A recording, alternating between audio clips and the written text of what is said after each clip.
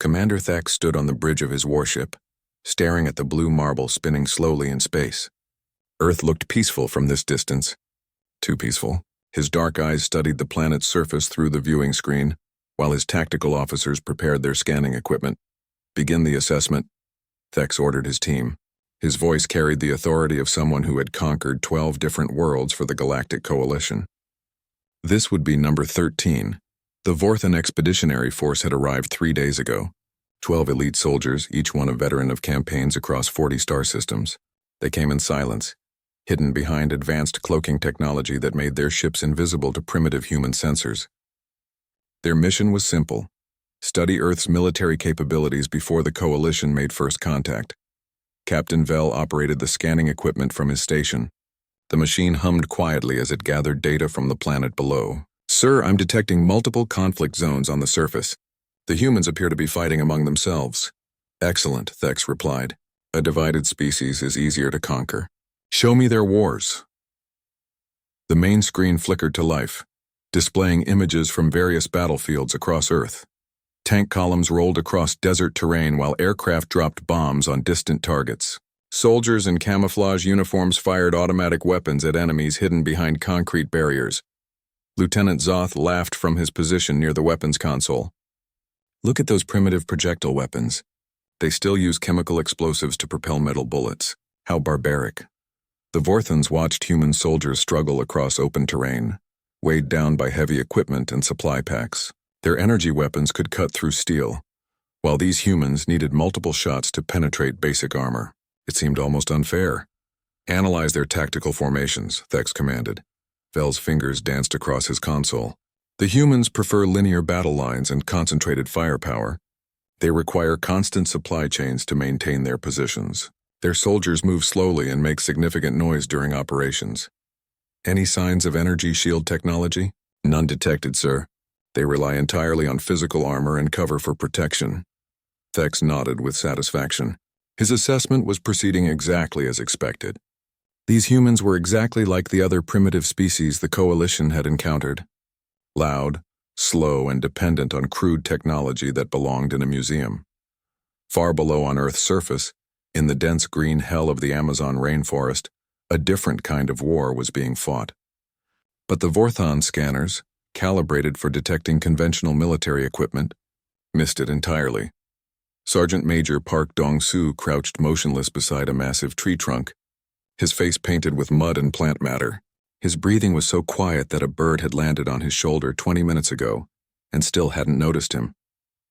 This was day 15 of the joint training exercise between South Korean Special Forces and Brazilian jungle warfare specialists. 3 meters to his left, Corporal Kim Tae-ho slowly assembled an improvised explosive device using materials he had gathered from the forest floor. His movements were precise and silent.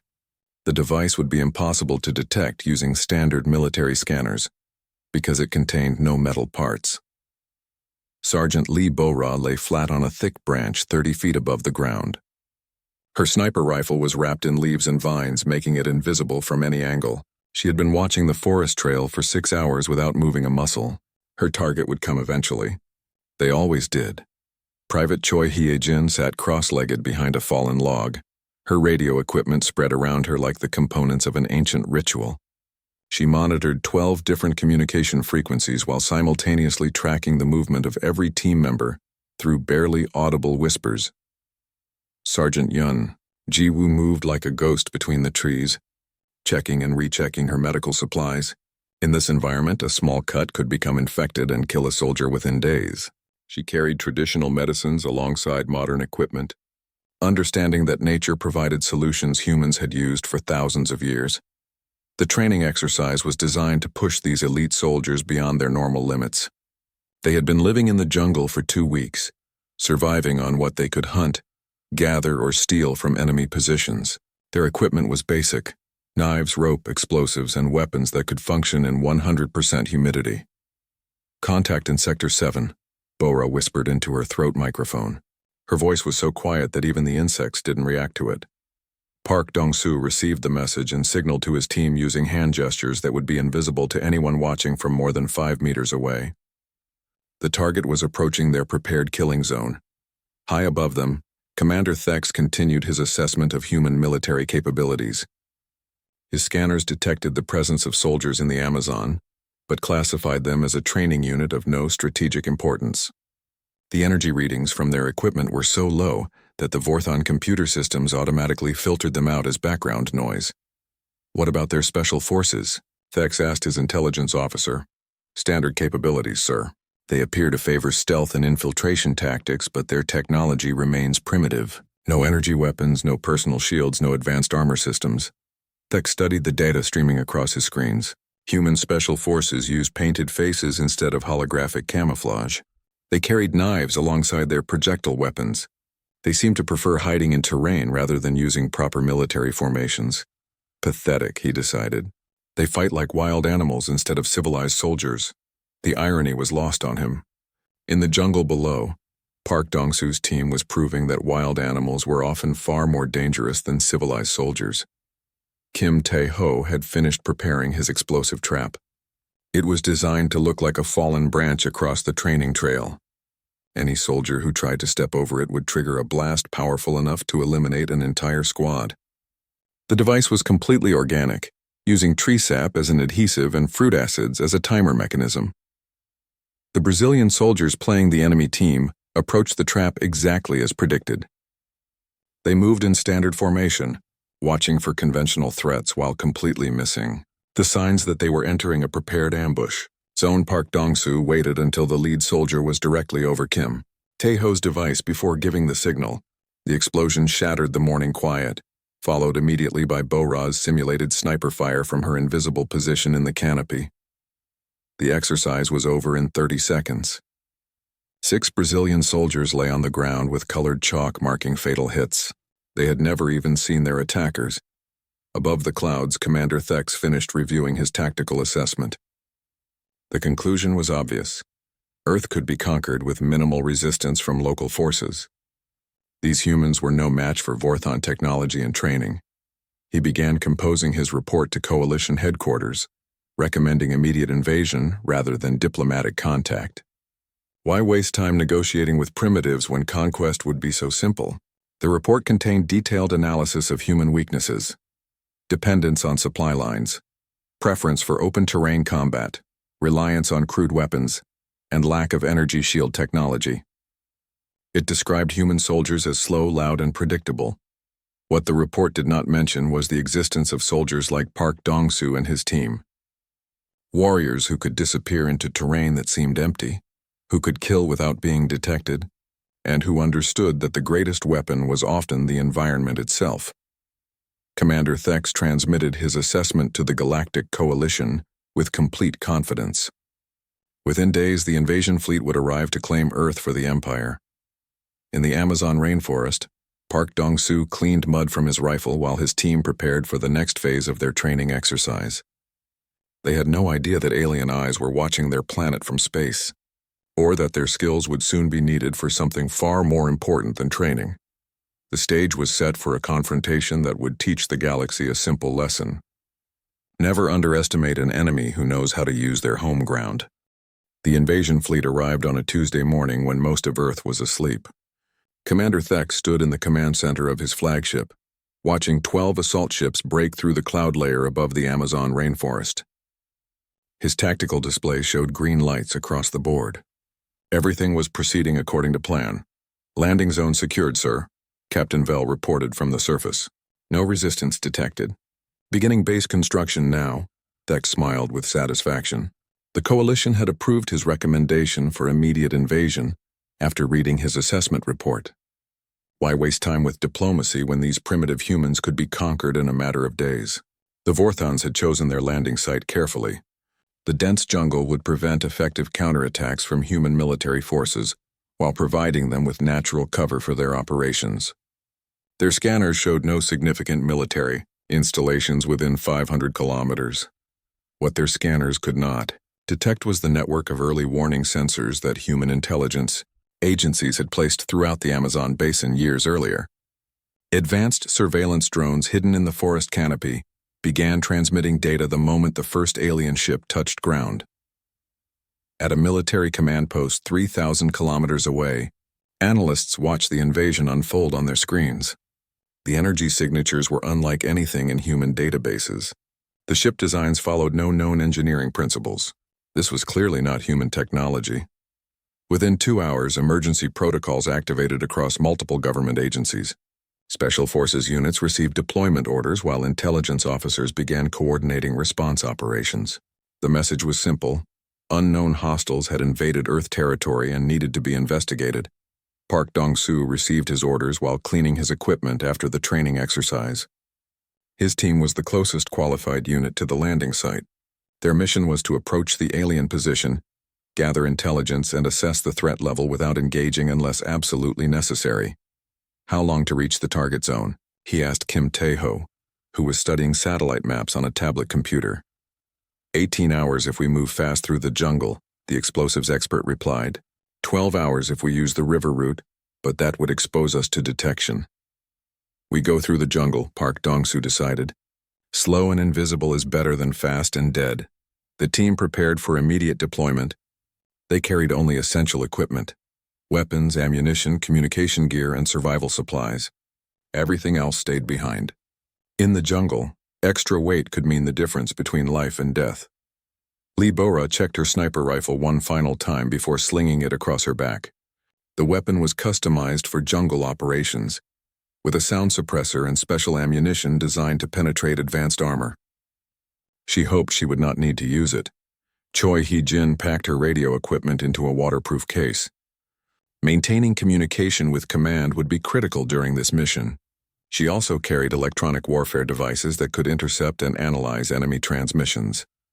Yun Ji-woo organized her medical supplies with practiced efficiency. Field medicine in combat situations required different equipment than treating training injuries.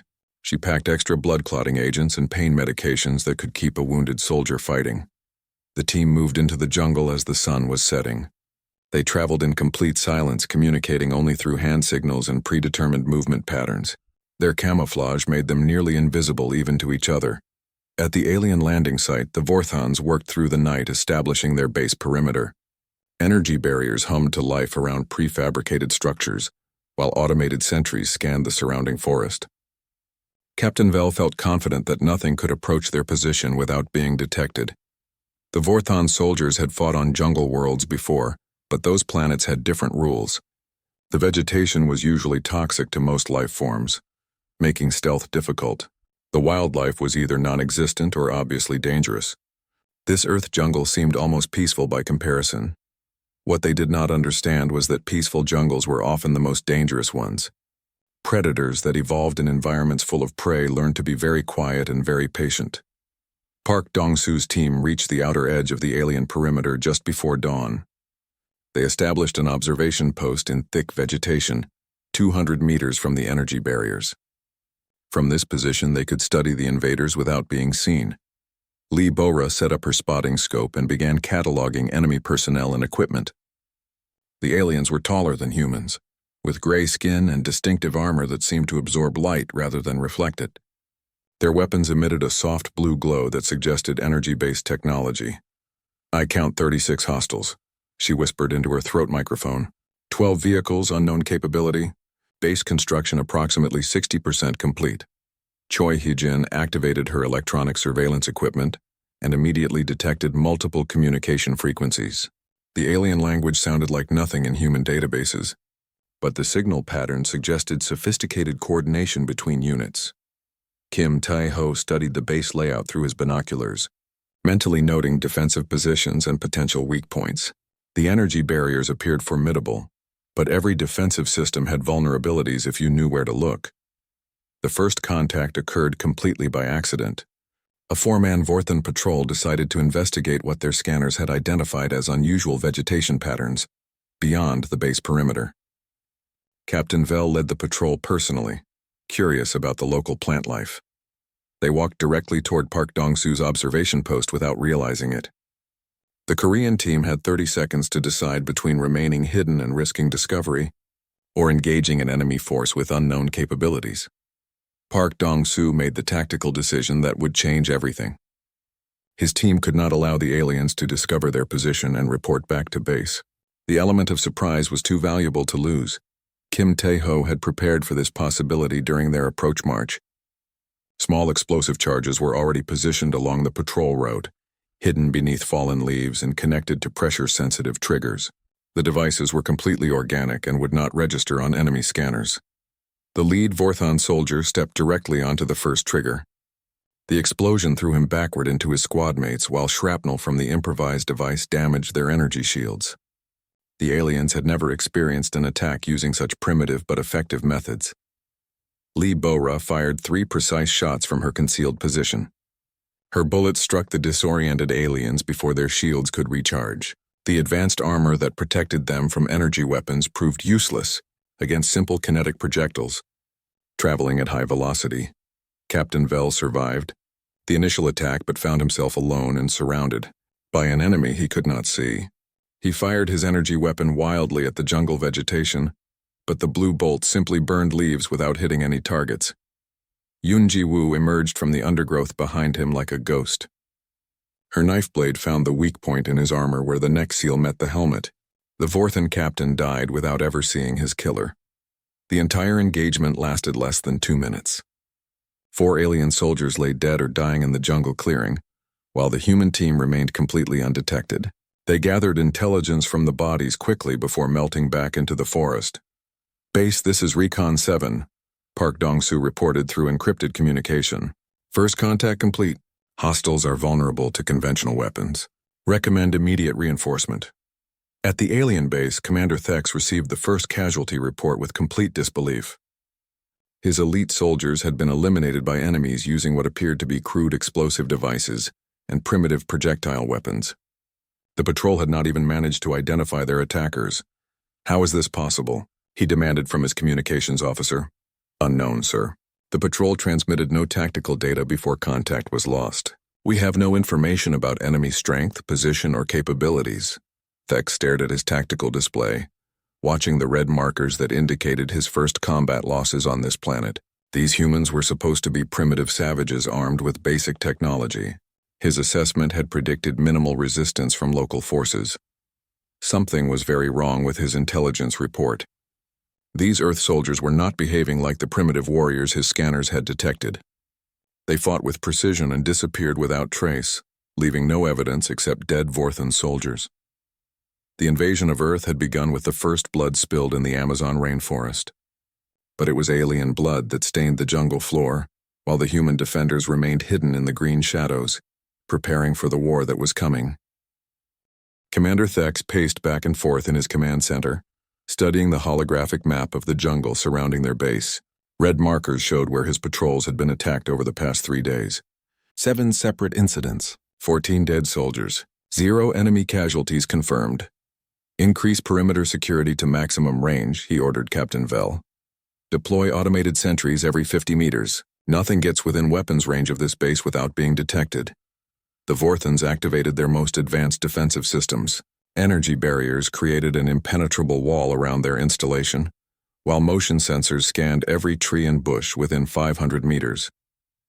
Their computer systems analyzed every movement, every heat signature, every sound that entered the detection grid. Park Dong-soo watched the alien preparations through Lee Bo-ra's spotting scope from their new observation post 800 meters away. The enemy base now looked like a fortress of glowing energy and humming machinery. Getting close would be much more difficult now. "They are learning," he said quietly to his team, "but they are learning the wrong lessons."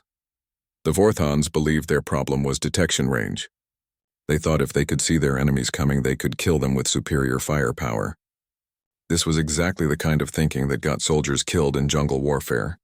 Kim Tae-ho studied the new defensive layout and smiled. More sensors meant more electronic signals to track. More automated systems meant more things that could malfunction at critical moments. The aliens were giving him additional targets instead of better protection. "I can disable their outer sensor ring," he told Park Dong-soo. "Simple electromagnetic pulse devices placed at key junction points. Their own power grid will carry the disruption signal throughout the entire network." Lee Bo-ra had already identified 17 different firing positions within 800 meters of the alien base. The dense jungle canopy provided perfect concealment while giving her clear shots at any target that moved beyond their energy barriers. The aliens would never see her coming. Their patrol schedules are completely predictable, she reported. Same route, same timing, same formation every time. They patrol like they are walking through a safe city, instead of hostile territory. Choi Hyojin monitored enemy communications from her concealed position near a natural radio dead zone that blocked alien scanners. The Vorthon command frequency was not encrypted, suggesting they never expected anyone to intercept their transmissions. They are requesting reinforcements, she told the team. Something called a Jungle Warfare Specialist Unit. Estimated arrival time is 6 days. Yoon Ji-woo had spent the previous evening treating 2 Korean soldiers who survived a Vorthon energy weapon attack during a failed rescue mission. Her analysis of their injuries revealed important information about alien combat doctrine. Their weapons are designed for psychological impact, she explained. The energy beams cause severe burns but are not immediately fatal. They want enemies to scream and suffer, which creates fear in other soldiers. Park Dong-soo processed this intelligence carefully. Enemies who relied on fear tactics were often vulnerable to opponents who refused to be intimidated. His team had been trained to function effectively even when taking casualties. The first lesson began at dawn when a 6-man Vorthon patrol ventured beyond their perimeter to investigate what appeared to be human equipment abandoned in the forest. Captain Vel led the patrol personally, determined to locate and eliminate the invisible enemies who were terrorizing his soldiers. They found a backpack, a helmet, and what looked like military rations scattered around a small clearing. The items appeared to have been dropped during a hasty retreat. Vel ordered his soldiers to secure the area while he examined the equipment for intelligence value. Kim Tae-ho watched from 300 meters away as the aliens walked directly into his carefully prepared trap. The abandoned equipment was bait, positioned to draw them into a kill zone where every tree, rock, and fallen log had been weaponized. The explosions began when the lead soldier picked up the helmet. Hidden charges detonated in sequence, creating a cascade of destruction that moved through the clearing like a wave. The aliens found themselves surrounded by fire and flying debris with no clear escape route. Lee Bora fired from her concealed position in the canopy, her shots timed to coincide with the explosions. The muzzle flash from her rifle was invisible against the bright flare of the explosives. 2 aliens died before they realized they were being shot at. The surviving Vorthons activated their personal energy shields and returned fire wildly in all directions. Their weapons burned through jungle vegetation like a forest fire, but hit nothing except trees and empty air. The human snipers had already moved to secondary positions. Captain Vel tried to coordinate his soldiers using his communication system, but Choi Hyojin was jamming their frequencies with electronic warfare equipment. The aliens could not call for help or request tactical support from their base. Yoon Ji-woo appeared behind the patrol like a ghost emerging from the jungle itself. Her medical training had taught her exactly where to place a knife blade for maximum effect. 1 alien died silently while his teammates fired at imaginary enemies 50 meters away. The engagement ended when the 3 surviving Vorthons retreated in panic toward their base, leaving their dead behind in the burning clearing. They had fired over 200 energy bolts without hitting a single human target. Park Dong-soo led his team in collecting alien equipment and intelligence from the bodies. Every weapon, every piece of armor, every communication device provided valuable information about enemy capabilities and weaknesses. Their energy shields overload when hit by multiple kinetic impacts, Kim Tae-ho observed after examining a damaged Vorthon battlesuit. 3 or 4 bullets in rapid succession will penetrate their defenses. Lee Bora studied an alien energy weapon, trying to understand its operation and limitations. These weapons have a recharge cycle of approximately 2 seconds between shots. A skilled marksman could fire 3 times during that interval. Choi Hyojin analyzed the communication equipment, learning more about Vorthon command protocols and tactical procedures. They use voice commands for most operations. If we can learn their language, we might be able to intercept and redirect their orders. The second lesson came that afternoon when another patrol attempted to recover the bodies of their fallen comrades. This time, Park Dong-soo's team was ready with an even more elaborate trap involving multiple firing positions and interlocking fields of fire. The aliens advanced cautiously, their sensors scanning for hidden enemies and explosive devices. They found nothing because Kim Tae-ho had learned to build traps that looked completely natural. Pressure plates made from tree bark, tripwires woven from jungle vines, explosive charges packed inside hollow logs. The killing began when the lead soldier stepped on what appeared to be a fallen branch. The explosion threw him into his squad mates, while Libora's shots eliminated 2 more aliens before they could take cover. The remaining soldiers found themselves trapped in a maze of interlocking fire zones with no clear way out. Yunjiwoo moved through the jungle like a hunting cat, appearing behind isolated aliens to eliminate them with silent efficiency. Her medical knowledge made her kills quick and certain, while her understanding of anatomy allowed her to disable enemies without killing them when prisoners were needed. The patrol was eliminated within 10 minutes. 5 aliens dead, 1 captured alive for interrogation, and 0 human casualties. The psychological effect on the remaining Vorthon forces was immediate and devastating. Commander Thex received the casualty reports with growing desperation. His elite soldiers were being systematically destroyed by enemies they could not see, detect, or effectively engage. The jungle itself seemed to be fighting against his forces. "Sir, the men are beginning to talk about ghosts," his communications officer reported quietly. "They believe this planet is haunted by spirits that kill without being seen." Thex stared at his tactical display, watching red markers multiply across the jungle map. These were not spirits. These were human soldiers who understood their environment better than any off-world military could hope to match. His confident invasion was turning into a nightmare of invisible enemies and constant fear. The coalition had expected easy conquest of a primitive planet. Instead, they were learning that primitive did not mean helpless. The jungle was teaching the Galactic Coalition its first lesson about humanity. Some enemies could not be defeated with superior technology alone. Lieutenant Zoth arrived on Earth with 12 of the most experienced jungle fighters in the Galactic Coalition. Veterans of the brutal Kepler forest campaigns, soldiers who had learned to hunt enemies in the dense vegetation of 3 different star systems. Commander Thex greeted them personally at the landing pad. "These humans fight like cowards," Thex explained as they walked toward the command center. "They refuse to engage in honorable combat. Instead, they hide in the forest like wild animals and strike from ambush." Zoth studied the tactical reports on his portable display. The casualty numbers were impressive, but he had seen worse on Kepler Prime. "Standard jungle warfare tactics, sir. We developed countermeasures for exactly this type of enemy." The new arrivals brought advanced bioscanners that could detect human body heat through thick vegetation. They carried adaptive camouflage systems that changed color and pattern to match local terrain. Most importantly, they understood that jungle warfare required patience and cunning rather than overwhelming firepower. "We will hunt these ghosts down one by one," Zoth promised his commander. "By the end of this week, their heads will decorate the walls of this base." Park Dong-soo watched the new alien reinforcements through long-range surveillance equipment from a concealed observation post 2 kilometers away. The fresh troops moved differently than the original Vorthon soldiers.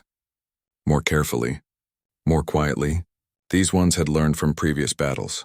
They brought specialists, he told his team during their evening briefing. Real jungle fighters, not city soldiers trying to adapt to forest conditions. Kim Tae-ho studied the intercepted alien communications that Choi Hee-jin had decoded. The new unit carried different equipment and used more sophisticated tactical procedures.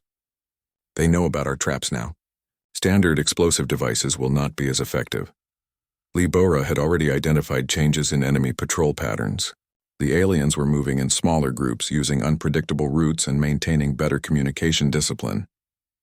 "They are learning our methods. We need to evolve faster than they can adapt."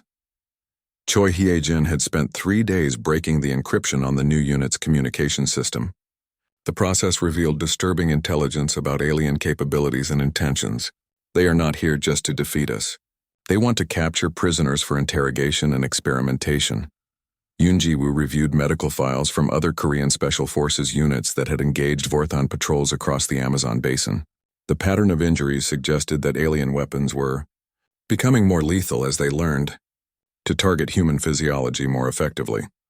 The first test of strength came when Lieutenant Zoth led a hunting party into the jungle using tracking methods that had worked on Kepler Prime. His bioscanners detected human heat signatures at extreme range, while his adaptive camouflage made his soldiers nearly invisible to conventional observation. Park Dong-soo realized his team was being hunted when their motion sensors detected coordinated movement from multiple directions. The aliens were using advanced techniques, surrounding the area systematically while maintaining radio silence to avoid detection. "They found us," he whispered to his team. "Full dispersal pattern. Rally point 7 in 2 hours." The Korean soldiers melted into the jungle using escape routes they had prepared days earlier. Each team member moved in a different direction, following paths that would confuse pursuit while leading the aliens into prepared ambush zones. Kim Tae-ho triggered the first surprise when Zoth's advanced scouts approached what appeared to be an abandoned campsite. Hidden charges detonated in sequence, but this time the explosives were placed to channel the aliens into predetermined kill zones rather than simply causing casualties. The Vorthon specialists reacted exactly as Park Dong-soo had predicted. They took cover behind large trees while scanning for additional threats, positioning themselves in locations that seemed tactically sound but were actually carefully prepared trap sites. Lee Bora fired from an impossible angle, her bullet traveling through tiny gaps in the forest canopy, to strike an alien who thought he was completely protected. Her shot was followed immediately by Kim Tae-ho's secondary explosions, which eliminated 2 more enemies who had moved to what they believed were safe positions. Lieutenant Zoth found himself fighting an enemy that seemed to anticipate his every tactical decision. His bioscanners detected human heat signatures, but when his soldiers moved to engage, they found only heated rocks that had been warming in the sun all day. Choi Hye-jin used the alien communication system against them, transmitting false orders that sent enemy soldiers into prepared killing zones. Her electronic warfare equipment could mimic Vorthon command frequencies so perfectly that the aliens could not distinguish real orders from fake ones. The battle continued for 6 hours as the human team led their pursuers deeper into the jungle. Every attempt to corner the Koreans resulted in more alien casualties, while the humans remained shadows that struck without warning before disappearing again. Yoon Ji-woo demonstrated the deadliest aspect of jungle warfare when she captured a wounded Vorthon soldier who had become separated from his unit. Instead of killing him immediately, she used her medical knowledge to keep him alive while extracting intelligence about enemy plans and capabilities. "They have a base ship in orbit," she reported to Park Dong-soo through encrypted communication, orbital bombardment capability, but they cannot use it without destroying the resources they came to steal. The engagement ended when Lieutenant Zoth called for immediate extraction, leaving 4 dead soldiers behind in the jungle. His surviving specialists returned to base with reports of enemies who seemed to know their tactics better than they knew themselves. "These humans are not like the ones we fought on Kepler Prime," he told Commander Thex during the debriefing. "They adapt faster than we do. Every time we develop a countermeasure, they have already moved to new methods." Park Dong-soo's team regrouped at their rally point to assess the day's results. They had eliminated 6 alien specialists while learning valuable intelligence about enemy capabilities. More importantly, they had proved that even the coalition's best soldiers could be defeated in the right environment. "They will send more reinforcements," Kim Tae-ho predicted as he cleaned his weapons. "Bigger units with heavier weapons." "Good," Park Dong-soo replied. "Bigger units make bigger targets, and heavy weapons are useless if you cannot see what you are shooting at." The psychological warfare intensified as Lee Bora began leaving messages at attack sites, written in crude approximations of the Vorthon language that Choi Hye-jin had helped her learn. The taunts questioned alien courage and challenged their honor, designed to make them angry and careless. "Your technology cannot save you in our jungle," one message read. "Earth will drink the blood of all invaders." The messages had the intended effect. Vorthon soldiers began taking unnecessary risks to prove their bravery, making tactical mistakes that resulted in additional casualties. Fear was spreading through their ranks like a disease. Kim Tae-ho escalated his sabotage campaign by infiltrating the alien base perimeter during nighttime raids. He planted charges among their supplies and equipment, timing the explosions to occur when the aliens felt most secure. The attacks on their base created a siege mentality among the Vorthon forces. They became paranoid and sleepless, jumping at every jungle sound while their sentries fired at wild animals and moving shadows.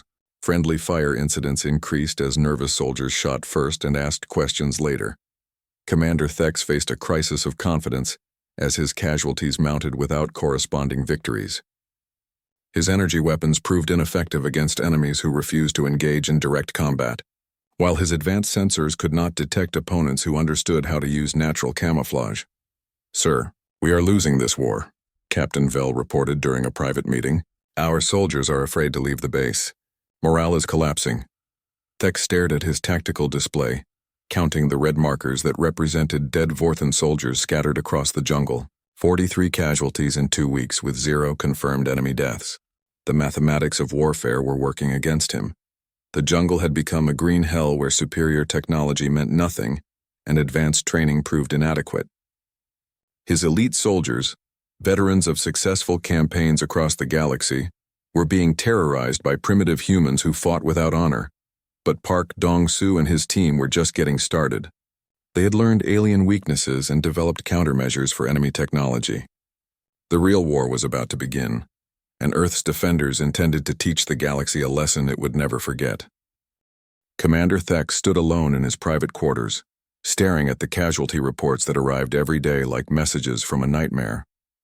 57 dead soldiers, 12 missing and presumed dead, 0 confirmed enemy casualties. The numbers told a story of complete tactical failure. His communication device buzzed with an encrypted message from Coalition headquarters. The text was brief and threatening. "Explain your continued failures or face immediate replacement." Thex knew that military commanders who lost control of their operations did not receive comfortable retirement assignments.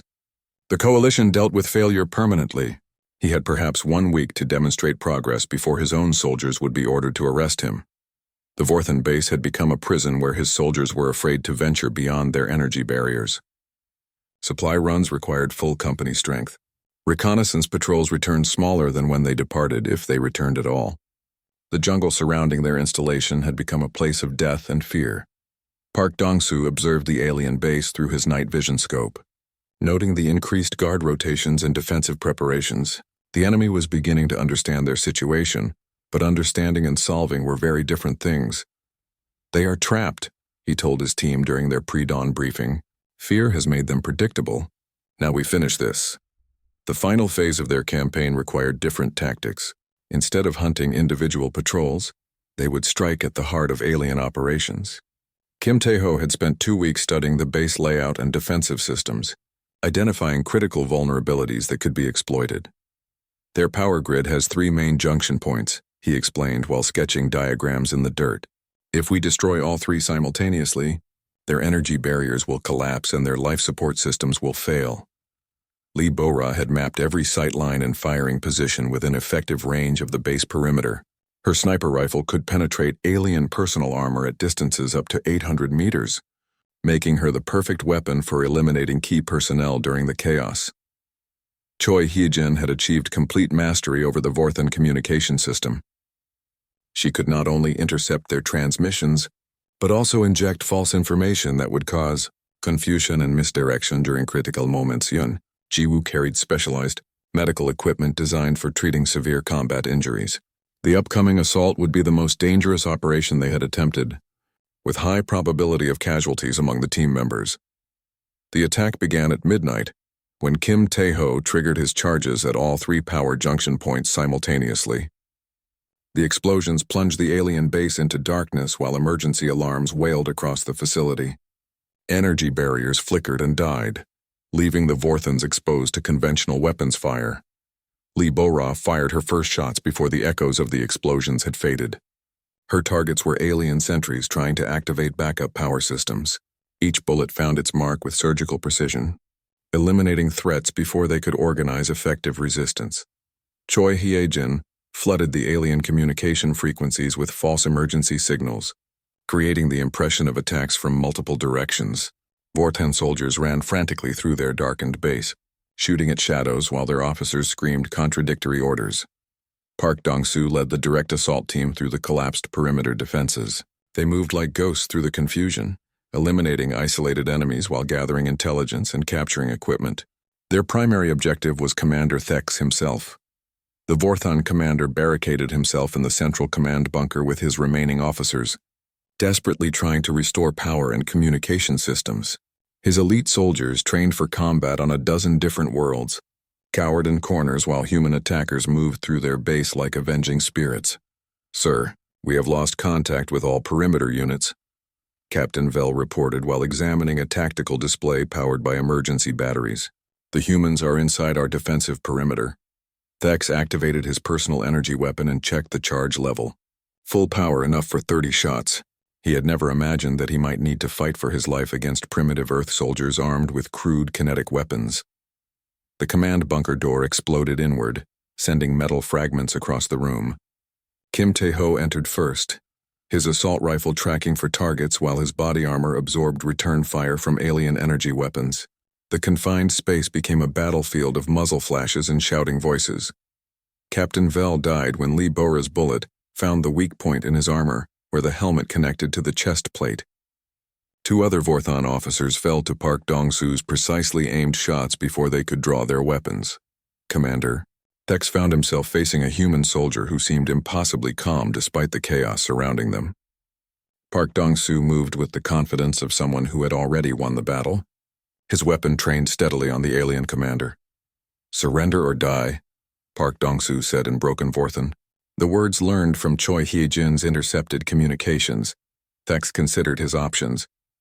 Death in battle would be honorable, but his soldiers needed him alive to coordinate evacuation and withdrawal. The invasion of Earth had failed completely, but perhaps he could save some of his remaining forces.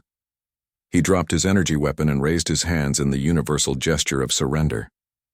The most successful military commander in coalition, history had been defeated by primitive humans fighting in their natural environment. Yoon Ji-woo entered the command bunker to treat wounded prisoners and assess their medical condition for interrogation purposes. Her examination of Vorthon physiology revealed important weaknesses that could be exploited in future conflicts. Their respiratory system is extremely sensitive to certain chemical compounds found in local plants, she reported to Park Dong-soo. "We could have ended this war in days if we had known this information earlier." The base assault continued for 2 more hours as the Korean team systematically eliminated resistance and secured alien technology.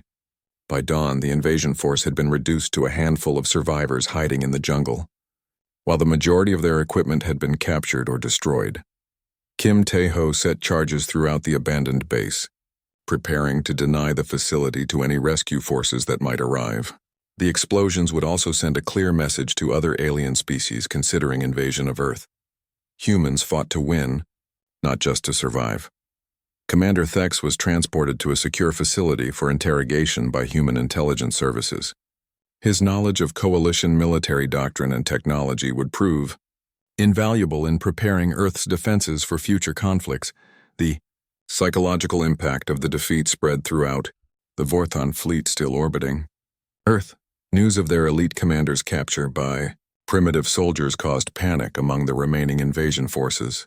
Many ships simply departed the solar system without orders, unwilling to face the same fate as their ground troops. Lee Bora maintained overwatch positions around the captured base, her rifle ready to engage any aliens attempting rescue operations. The jungle had become her domain, a place where her skills gave her complete advantage over any enemy. The victory in the Amazon rainforest represented more than just a tactical success. Park Dong-soo's team had proved that technological superiority meant nothing against opponents who understood their environment and were willing to use every advantage available to them. Choi Hye-jin transmitted detailed reports to military command, including complete technical specifications for captured alien equipment and intelligence about coalition military capabilities. Earth now possessed the information needed to prepare for the larger war that was surely coming. The Jungle War had ended with human victory, but it was only the beginning of Earth's conflict with the Galactic Coalition. Other alien species would learn about the defeat of the Vorthon invasion and draw their own conclusions about human military capabilities. Some would decide that Earth was too dangerous to invade. Others would commit larger forces and more advanced technology to ensure success. But all of them would remember the lesson taught in the Amazon rainforest. Never underestimate an enemy fighting on their home ground. Park Dong-soo and his team returned to the jungle that had shaped their victory, carrying the knowledge that they had helped save their world from alien conquest. The trees and vines that had hidden them from enemy sensors seemed to whisper approval as they passed. Earth's wilderness had protected humanity once again, just as it had throughout the long history of human conflict. The jungle remembered every battle, every victory, every sacrifice made in defense of the home world. The galaxy was about to learn that Earth would not be conquered easily. 3 months after the Amazon victory, intelligence agencies across Earth worked frantically to analyze the captured alien technology. The equipment taken from Commander Thex's defeated force revealed secrets that changed humanity's understanding of the galaxy and their place in it. Dr. Sarah Kim led the technical analysis team at a classified research facility in South Korea. Her team included the world's best engineers, physicists, and computer scientists, all working to reverse engineer Vorthon weapons and defensive systems. The alien technology is impressive but not magical, she explained during a briefing with military commanders. Their energy weapons operate on principles we understand. Their defensive shields have specific vulnerabilities. Most importantly, their equipment is designed for fighting other alien species, not humans. Park Dong-soo attended the briefing to provide tactical insights based on his team's combat experience. He had spent weeks helping researchers understand how alien weapons performed under real combat conditions. Their energy shields are designed to stop energy weapons and explosive fragments, he told the assembled scientists. They never expected to face simple bullets traveling at high velocity. This is why our conventional weapons were so effective. The analysis revealed that Vorthon military doctrine assumed all civilized species would develop energy-based weapons technology. They had no defense against kinetic projectiles because they considered such weapons primitive and ineffective. Kim Tae-ho demonstrated alien explosive devices to military engineers, showing how their advanced chemistry could be duplicated using Earth materials. The aliens used exotic compounds, but the underlying principles were based on physics that human scientists had mastered decades earlier. We can build better versions of their weapons using our manufacturing techniques, he explained. While examining a captured energy rifle, our precision engineering actually exceeds their quality standards. In several critical areas, Lee Bo-ra worked with weapons specialists to develop ammunition, specifically designed to penetrate alien armor and shields.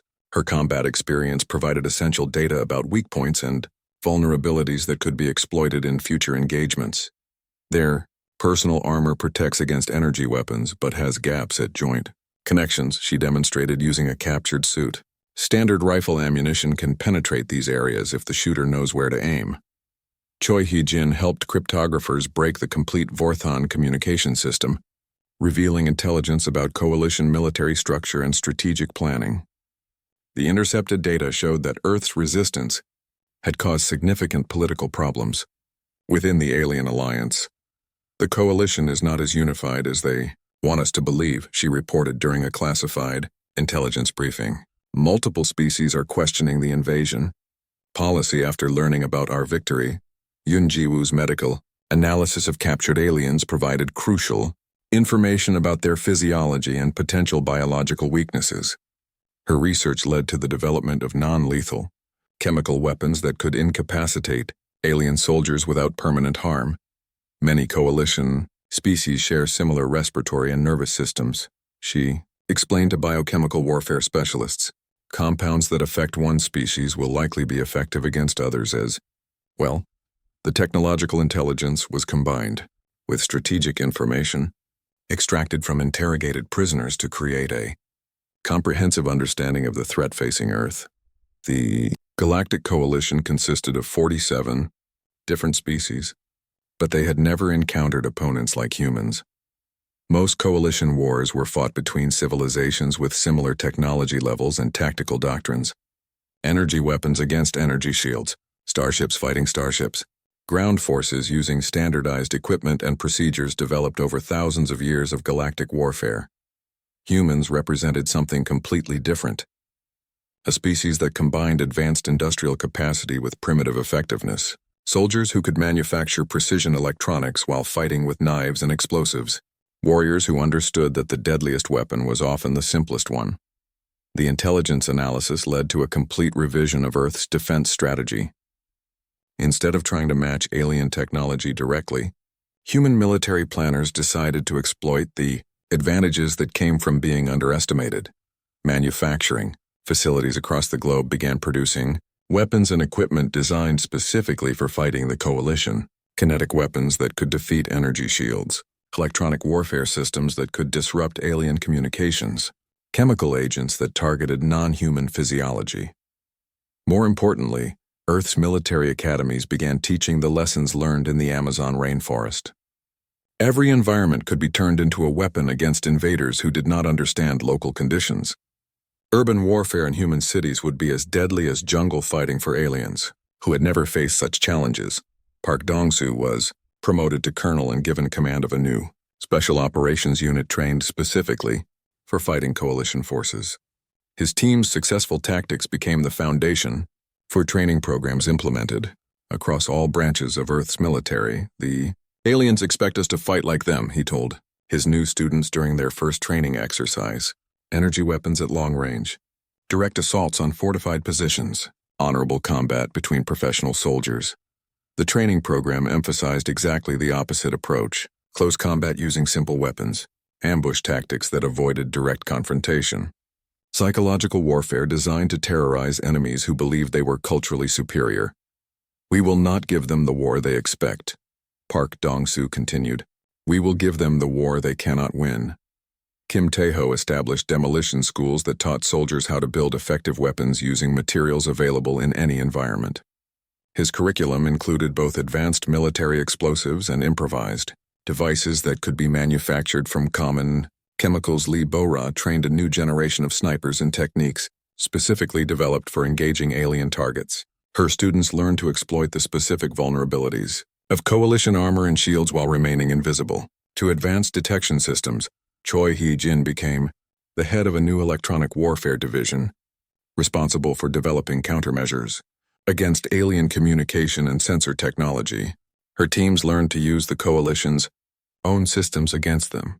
Yoon Ji-woo established field medical protocols for treating injuries caused by alien weapons while simultaneously developing biological agents that could neutralize alien soldiers without permanent harm.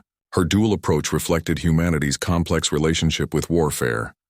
The defensive preparations accelerated when long-range sensors detected new alien ships entering the solar system.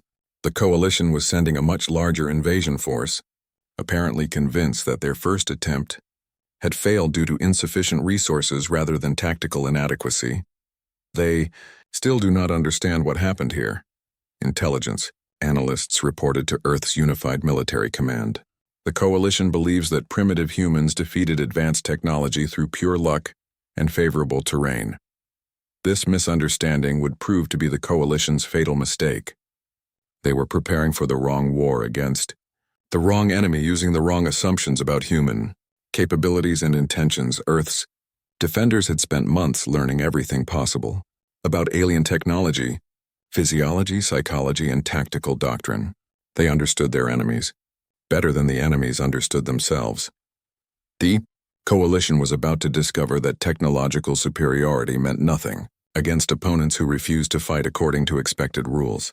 Humans had learned to turn every disadvantage into an advantage and every weakness into a weapon. Park Dong-soo stood in the Amazon rainforest where his team had won their first victory against galactic invaders. The jungle seemed unchanged, but humanity was completely transformed. They were no longer an isolated species wondering if they were alone in the universe. Now they were Earth's defenders, ready to protect their world against any threat the galaxy could produce. The trees and vines that had hidden Korean soldiers from alien sensors would soon conceal armies of human warriors preparing for the greatest battle in their species' history. The jungle whispered its ancient promise: those who understood the environment would always defeat those who tried to conquer it through force alone. Earth had taught the galaxy its first lesson about humanity. The next lesson would be even more memorable. 2 years after the Amazon victory, the Galactic Coalition Assembly convened for an emergency session on the neutral world of Kepler Station. Representatives from 47 species gathered to address what had become known as the human problem. Ambassador Vex of the Alterian Council called the meeting to order with obvious reluctance. The Alterians had been coalition members for over 3,000 years, but they had never faced a situation like this one. We are here to discuss the failed invasion of Sol 3, designated as Earth by its native inhabitants, Vex announced to the assembled delegates. Our preliminary assessment of human military capabilities was clearly inadequate. The holographic display showed casualty statistics from multiple invasion attempts. The first Vorthon expedition had suffered 90% losses. The second wave, consisting of 3 battle fleets, had been completely destroyed in Earth's asteroid belt. The third attempt never made it past the outer planets before retreating. Commander Thex, still a prisoner on Earth, appeared on the main screen via encrypted communication link. His interrogation had revealed information that fundamentally changed the Coalition's understanding of human civilization. These beings do not fight like any species we have encountered, he explained to the assembly. They combine advanced industrial capacity with primitive ruthlessness. Their weapons are crude but devastatingly effective. Their tactics ignore every convention of civilized warfare. Delegate Crone of the Mechanist Alliance activated his translation device before responding. You were defeated by projectile weapons and chemical explosives. Technologies that most species abandoned thousands of years ago. How is this possible? Thex's image flickered as Earth's communication jammers interfered with the signal. Even as a prisoner, he was being used to demonstrate human electronic warfare capabilities. The humans understand something we have forgotten, Thex continued when the signal stabilized. They know that the most advanced weapon is useless if you cannot see your target. Their soldiers disappear into terrain that seems empty, then strike from directions we never expect. Ambassador Vex reviewed the tactical reports with growing unease. Human defenders had turned every attempted invasion into a disaster for Coalition forces. Space battles ended with alien ships destroyed by weapons that should have been obsolete. Ground campaigns resulted in entire armies vanishing into Earth's varied environments. What makes their resistance so effective? Asked Representative Zara of the Crystalline Dominion. Her species had conquered 42 worlds using energy weapons and shield technology that humans should not have been able to defeat. The answer came from an unexpected source. Dr. Kell, a Vorthon scientist who had spent months studying captured human equipment, activated his presentation system. Human industrial methods are actually superior to ours in many areas, he explained while displaying technical analysis data. Their manufacturing precision exceeds Coalition standards. Their material science is more advanced than anything we have developed. The assembly erupted in shocked whispers. Coalition species had assumed that any civilization capable of spaceflight would develop along similar technological paths. Energy weapons, personal shields, and gravitational manipulation were considered the natural progression of scientific advancement. They chose to retain kinetic weapons and chemical explosives, not because they are primitive, but because these technologies are more effective in many combat situations. Dr. Kell continued. Our defensive systems were designed to counter threats we expected, not threats that actually existed. Ambassador Vex called for order as delegates began arguing among themselves. The implications were staggering. If humans could defeat Coalition technology using supposedly inferior weapons, what did that say about the entire foundation of galactic civilization? There is more, Commander Thex said from his prison cell on Earth. These humans do not fight for conquest or resources. They fight for survival of their species and protection of their world. This motivation makes them far more dangerous than any enemy we have previously encountered. The psychological aspect of human warfare had proved as devastating as their technological surprises. Coalition soldiers who had conquered dozens of worlds found themselves terrorized by enemies who seemed to emerge from empty terrain like vengeful spirits. Delegate Crone accessed his personal database of military encounters. Our forces are trained for combat against civilized opponents who follow established rules of engagement. These humans ignore every convention of honorable warfare. Honor is a luxury for species that have already won, Thex replied. Humans fight to win, not to demonstrate their cultural superiority. This makes them far more effective than opponents who are concerned about proper military etiquette. The discussion continued for hours as Coalition representatives struggled to understand how their advanced civilization had been defeated by what they considered primitive savages. Every tactical advantage they possessed had been turned against them by human ingenuity and determination. Ambassador. Vex finally called for a formal vote on the critical question facing the Assembly. Should the Coalition continue attempts to conquer Earth, or should they abandon the Sol system entirely? The vote was unanimous. 47 species agreed that Earth should be classified as a restricted zone, permanently off-limits to coalition expansion efforts. The cost of conquering humanity had proved far too high for the potential benefits. Let this be recorded in official coalition archives, Ambassador Vex announced as the session concluded. The species designated as humans has demonstrated military capabilities that exceed current threat assessment protocols. All future contact attempts are forbidden without unanimous assembly approval. On Earth, intelligence agencies monitored the alien communications and reported the results to military command. Humanity had won more than just a series of battles. They had earned recognition as a species too dangerous to invade. Park Dong-soo, now a general commanding Earth's Special Operations Division, read the intercepts with quiet satisfaction. His team's victory in the Amazon rainforest had grown into a planetary triumph that changed humanity's relationship with the galaxy. They will leave us alone now, he told Kim Tae-ho during a training exercise in the same jungle where they had first encountered alien invaders, but they will also remember what happened here. Kim Tae-ho nodded while examining an improvised explosive device built from local materials. The techniques developed during their war against the coalition were now taught to soldiers around the world, ensuring that Earth would never again be caught unprepared. Other species will hear about their defeats, he predicted. Some will decide we are too dangerous to approach. Others will want to learn our methods. Lee Bo-ra maintained her sniper position in the forest canopy, her rifle trained on distant targets that existed only in her imagination. The skills that had terrorized alien invaders were now being passed to a new generation of human defenders.